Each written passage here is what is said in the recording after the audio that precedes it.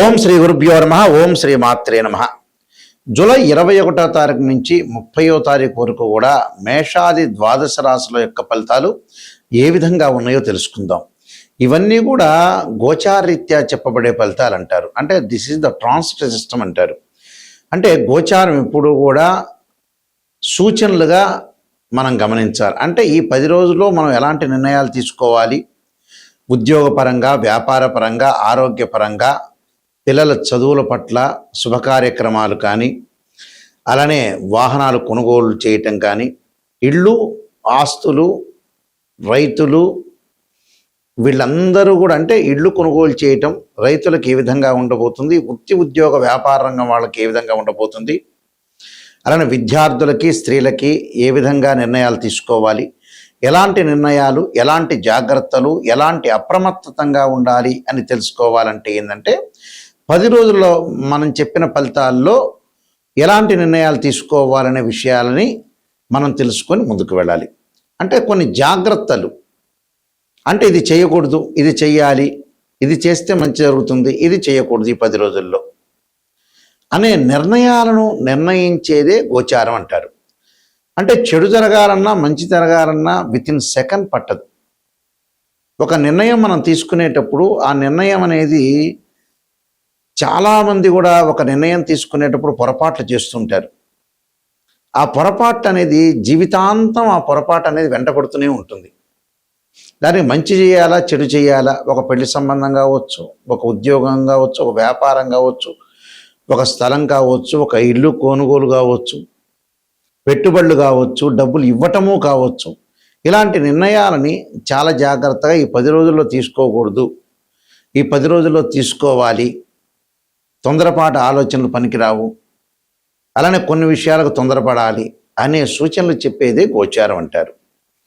ఈ గోచార రీత్యా కూడా గ్రహగమన గతులు ఏ విధంగా ఉన్నాయి 10 రోజుల్లో మనం చూసుకునేటట్టయితే కుజుడు వృషభ రాశిలోను, బుధుడు మిథున రాశిలోను, రవి కర్కాటక రాశిలోను, శుక్రుడు సింహరాశిలోను, శని జూలై 27 నుంచి మీనరాశిలో వక్రగతిలోకి వెళ్ళిపోవటం, గురువు కర్కాటక రాశిలో ఉండటం, అలానే చంద్రుడు కన్యా రాశి నుంచి కుంభరాశిలోకి సంచారం చేయటం, అంటే కన్యా, తుల, వృశ్చికం, ధనస్సు, మకరం, కుంభం వరకు కూడా సంచారం చేయటం, రాహుకేతువులు కుంభము, సింహరాశిలో సంచారం చేస్తుంటారు. ఇది ఈ 10 రోజుల గ్రహస్థితి. వీళ్ళందరికీ కూడా ద్వాదశ రాశుల వాళ్ళందరికీ కూడా ఏ విధంగా ఉంది, ఎలాంటి పరిహారాలు చేయాలో తెలుసుకుందాం. తులారాశి వారికి ఏ విధంగా ఉండబోతుంది ఈ 10 రోజుల పాటు? తులారాశి వారికి ముఖ్యంగా 6వ స్థానంలో శని యొక్క సంచారం వల్ల ఆరోగ్యపరంగా ఇబ్బందులు తగ్గటం ఒకటి, ఫైనాన్షియల్ పరంగా ఉండే డెవలప్మెంట్స్ బాగా పెరిగే అవకాశాలు ఎక్కువగా ఉంటాయి. అలానే 10వ స్థానంలో గురువు యొక్క సంచారం, అలానే లాభస్థానంలో శుక్రుడి యొక్క సంచారం వల్ల ప్రజెంటు శుక్రుడి యొక్క సంచారాన్ని మనం విశ్లేషణ చేస్తే శుభ కార్యక్రమాల నిర్వహణే కాకుండా బంగారం కొనుగోలు చేయటం, కొన్ని వస్తువులు, ప్రత్యేకమైన వస్తువులు కొనుగోలు చేయటం,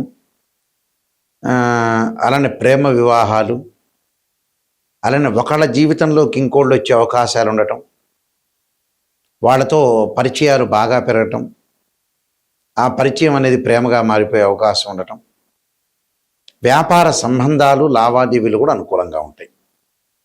నూతన వ్యాపారాలకి బుధగ్రహం వల్ల నూతన వ్యాపారాలలో ముందుకెళ్ళటం, నూతన ఉద్యోగాలు, నూతనంగా కార్యక్రమాలు చేపట్టే అవకాశాలు, ఆకస్మికంగా ధనలాభాలు కలిగే అవకాశాలు, వ్యాపారంలో పెట్టుబడుల విషయాలు, అలానే ఆచితూచి కొన్ని విషయాలు వ్యవహరించాలి.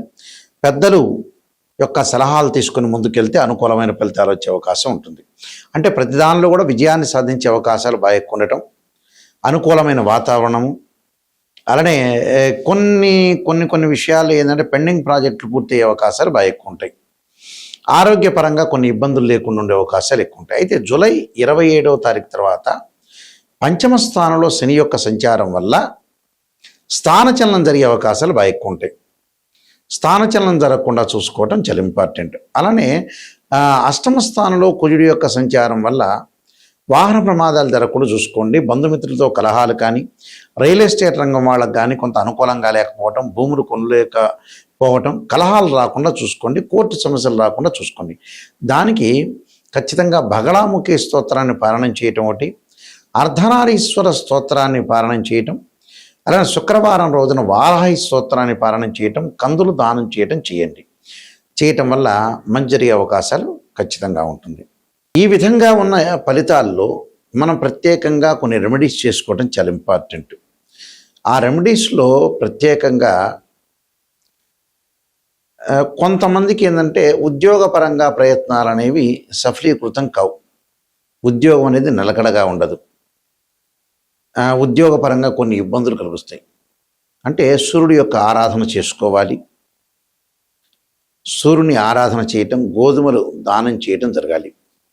అలానే మనసుకు ప్రశాంతత లేకపోతే ఖచ్చితంగా మానసికంగా మెంటలీ డిజార్డర్ ఉంటే క్షీరపుత్రాయుధ్య అమృతతత్వాయ ధీమే తన్నో చంద్ర ప్రచోదయాత్ అనే మంత్రాన్ని, వాహన ప్రమాదాలు అలానే ఎసెట్స్ సంబంధించిన విషయాల్లో ఏదన్నా ప్రాబ్లమ్స్ వస్తుంటే అంగారకుణ్ణి ఆరాధన చేయాలి. తత్పురుషాయ విద్యే మహాసేనాయ ధీమే తన్నో షణ్ముఖ ప్రచోదయాత్ అనే మంత్రాన్ని, అలానే ధనపరంగా ఇబ్బందులు, విద్యార్థులకు ఇబ్బందులు కలుగుతుందంటే ధనపరంగా ఇబ్బందులు ముందు కలుగుతుంటే కుబేర మంత్రాన్ని, ఓ మెక్షాయ కుబేరాయ వైశ్రవణాయ ధనధాన్యాధిపతే ధనం ధాన్యం సమృద్ధమే దేహిమే దాపైస్వ అనే మంత్రాన్ని, విద్యార్థులు దక్షిణామూర్తి స్తోత్ర పారాయణం చేయాలి.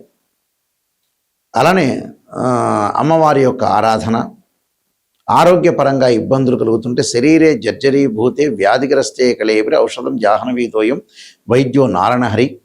వివాహం కాని స్త్రీ పురుషులు ఎవరైతే ఉంటారో అమ్మాయిలు వరపాస్పతాస్ రుద్రాభిషేకం, అఘోర గౌరీపాస్పతాస్ రుద్రాభిషేకం, అలానే అబ్బాయిలు వచ్చేటప్పుడు కన్యాపాస్పతాస్ రుద్రాభిషేకం, అలానే కోర్టు సమస్యలు శత్రువులు ఉంటే కార్తవీర్యార్జునుడి యొక్క మంత్రాన్ని చదువుకోవాలి. ఇవన్నీ కూడా పరిహారాలు చేసుకోవడం చాలా మంచిది. అలానే ఇక్కడ గోచారం వేరు, బర్త్ చార్ట్ వేరు. బర్త్ చార్ట్ అంటే ఏమిటి అని అంటే గోచారానికి బర్త్ చార్ట్కి లాట్ ఆఫ్ డిఫరెన్స్ ఉంటుంది, గుర్తుపెట్టుకోండి. గోచారం సూచనలు 20%గా ఉంటుంది. అంటే ఈ 10 రోజుల్లో చేయాల్సిన నిర్ణయాలు ఇలాంటివన్నీ కూడా చెప్పేదే గోచారం, ప్రజెంట్ సిచ్యువేషన్ అని అర్థం. బర్త్ చార్ట్ అంటే ఏమిటంటే 16 డివిజనబుల్ చార్ట్స్ చూసి మనం ద్వాదశ భావాలను ఎనాలిసిస్ చేసి రాస్యాధిపతుల్ని, అలానే దానిలో ఉండే గ్రహము, ఆ గ్రహ దృష్టులు, నీచ ఉచ్చస్థానాల్ని క్యాలిక్యులేట్ చేసుకోవాలి. ఎందుకంటే భావాధిపతులు వేరు. తనుభావం అంటే లగ్నం అని అర్థం. లగ్నభావాధిపతి రవి, ద్వితీయ భావాధిపతి గురువు, తృతీయ భావాధిపతి కుజుడు, చతుర్థ భావాధిపతి చంద్రుడు బుధుడు, పంచమ భావాధిపతి గురువు, షష్టం భావాధిపతి కుజుడు. ఇలాగ మనం క్యాలిక్యులేట్ చేయటం వేరు. భావాధిపతి వేరు, రాస్యాధిపతి వేరు, అక్కడ ఆ గడిలో ఉన్న గ్రహము వేరు. భావాధిపతి అంటే ఇంటి ఓనర్, రాస్యాధిపతి అంటే ఆ ఇల్లు కట్టించిన బిల్డరు. అక్కడ ఏదైతే గ్రహం అనేది దానిలో ఉంటుందో ఆయన టెనెంటు అని అర్థం. అంటే జాతకంలో గజకేశ్వర యోగం ఉందా, రవిబుధాదిత్య యోగం ఉందా, చంద్రమంగళ యోగం ఉందా, లక్ష్మీ యోగం ఉందా, విదేశాలకు వెళ్ళే యోగాలు ఉన్నాయా, సంతానం కలిగే యోగం ఉందా, పెళ్లి యోగం ఉందా, ఎప్పుడు పెళ్ళి అవుతుంది, ప్రమాదాలు ఏమైనా జరిగే సూచనలు ఉన్నాయా, ఇన్ టైంలో మనం ఎలాంటి నిర్ణయాలు తీసుకోవాలి, ఎలాంటి పరిహారాలు చేసుకోవాలి అని దశలు, అంతర్దశలు, సూక్ష్మ దశల్ని, ప్రాణదశల్ని క్యాలిక్యులేట్ చేయాలి. ప్రతిదానికి కూడా చాలామంది కూడా రాశిచక్రాన్ని చూస్తారు. రాశిచక్రం ఒక వివాహం కాలేదు అంటే రాశిచక్రము, నవాంశము, భావచక్రము, దశల అంతర్దశలు చూడాలి. సంతానం కలగట్లేదు అంటే రాశిచక్రము, సప్తమాంశం, భావచక్రం, దశలు అంతర్దశలు చూడాలి.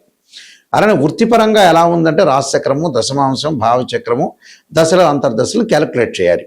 ఇది అసలు చేయాల్సింది. అలానే యోగాల దగ్గర నుంచి కూడా దానిలో వైదిక ఆస్ట్రాలజీ అని, బివి రామన్ అని, అలానే కేపీ ఆస్ట్రాలజీ అని, ఇలా రకరకాల మెథడ్స్ అనేవి ఉంటాయి. అంటే అయనాంశం ద్వారా కొన్ని క్యాలిక్యులేట్ చేసేవి కూడా కొన్ని ఉంటాయి.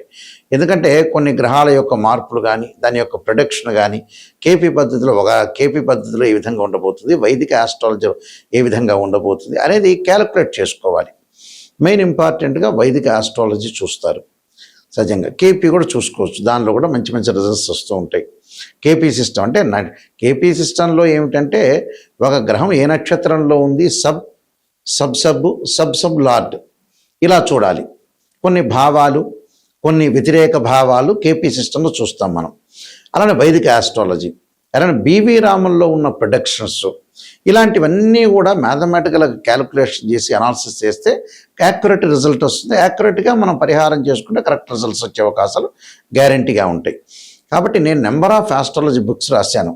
కాలసర్పయోగం అని, కాలసర్పయోగ చంద్రిక, రాహుకేతువులు, ఛాయాగ్రహాలు, అలానే బృహత్ పరిహార సింధు, జాతక చంద్రిక, వివాహ మార్తాండము, పుత్రగణపతి వ్రతము, సర్వదేవతా గోత్రపులు part 1, part 2, prediction of astrology, transit system of astrology, ఇలాంటి స్వప్న శాస్త్రము, వివాహ మార్తాండము, అలానే నవగ్రహ దోషాలు పోవటానికి దశమహావిద్యల యొక్క స్తోత్ర పారణాలు, ఇలాంటి పుస్తకాలు నెంబర్ ఆఫ్ బుక్స్ రాశాను. ఇవన్నీ కూడా మా దగ్గర దొరుకుతాయి. రాజమండ్రిలో మోహన్ పబ్లికేషన్ వారి దగ్గర కూడా ఈ పుస్తకాలన్నీ కూడా లభ్యమవుతాయి. మా వెబ్సైట్ www.nayakanti.com, www.nayakanti.in కూడా మీరు చూడొచ్చు. నిజం తెలుసుకోవాలి అనే వాళ్ళు మాత్రం నాకు ఫోన్ చేయండి. ఎందుకంటే చాలామంది కూడా ఒక ఆస్ట్రాలజర్ని అప్రోచ్ అయిన తర్వాత పొగుడుతూ ఉంటారు. పొగట్టడం వల్ల పెద్ద ప్రయోజనం ఉండదండి. మీరు జాతకం చెప్పించుకోవటమే వేస్ట్ అని అర్థం. ఎవరైనా సరే ఒక నెగిటివ్ను మనం పాజిటివ్ చేసుకోగలిగితేనే లైఫ్.